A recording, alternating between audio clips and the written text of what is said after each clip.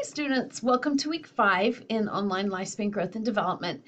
This week we are covering chapter 5 and moving on to early childhood. So we'll be looking at the physical and cognitive development in early childhood.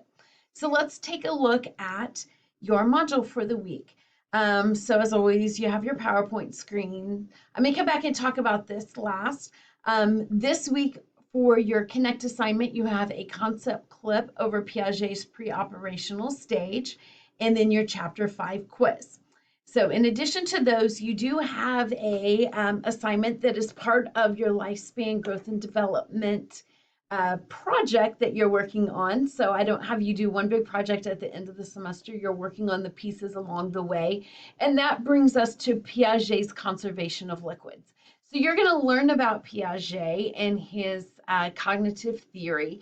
You're going to actually have a Connect assignment on Piaget's work also. But with this, you have an opportunity to replicate one of Piaget's famous experiments. So what I would like for you to do is to work with a child that is between the ages of 2 to 6. We can go to 7, but really think anything over than that, you won't get the same effect from the experiment because they'll be in a different cognitive stage. And I'll allow a little bit younger than 2, but you're really probably not going to get the demonstration of what Piaget was showing just because they're, you don't want to get too young. So the age range really that is optimal is 2 to 6. So you are just going to sit down with the child and you don't even have to touch them, but you're going to pour some liquid, and I have a video that kind of walks you through that, and then share your experience of doing that with the child. What do they say? And how do you relate that back to what Piaget's stage is about? So basically, that's what you're doing here. So the information that I'm going to ask you for is the child's age that you worked with, and then exactly what you asked them, and exactly what the child responded back.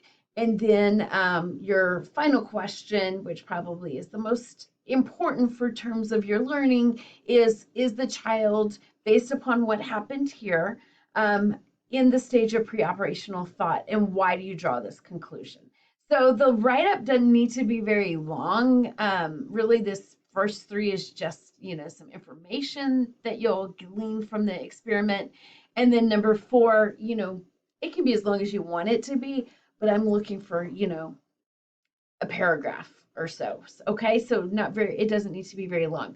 I have provided a video example for you so that you can see the experiment being done. I know I'm a visual learner, so sometimes seeing that and then how I pour the liquid can be helpful. So that video will show you more. The Piaget experiment, conservation of liquids, is also in your textbook if you want to see it there. And then I just want to say, you would need to gain permission from the person, from the caregiver. But if you can video, I'm totally fine with that. So you don't actually even have to write up specifically questions 1 through 3. You can upload a video, and you could even explain verbally number 4 to me in the video if you didn't want to write anything up. So you don't have to film it, but sometimes that's fun, and especially if it's a child that's a family member, and then you kind of have that to document in this stage of their life.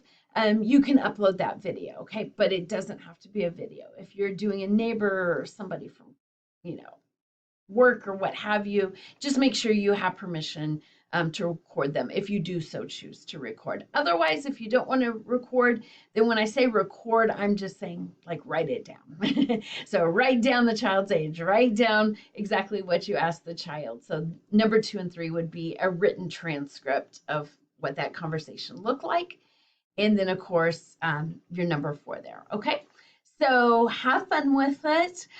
Usually we all get a kick out of the things that the kids say to you, but it's a great opportunity, and your grade's not based upon the child's reaction or what they say or if they're in this stage or not. It's really just about you walking through a famous experiment, understanding what Piaget did with it, and then being able to apply that experiment to how Piaget looked at whether they were in the stage of pre-operational thought. So your response there on number 4. So let me know if you have any questions whatsoever. I hope you have a great week, and I'll be back next week to talk about week 6.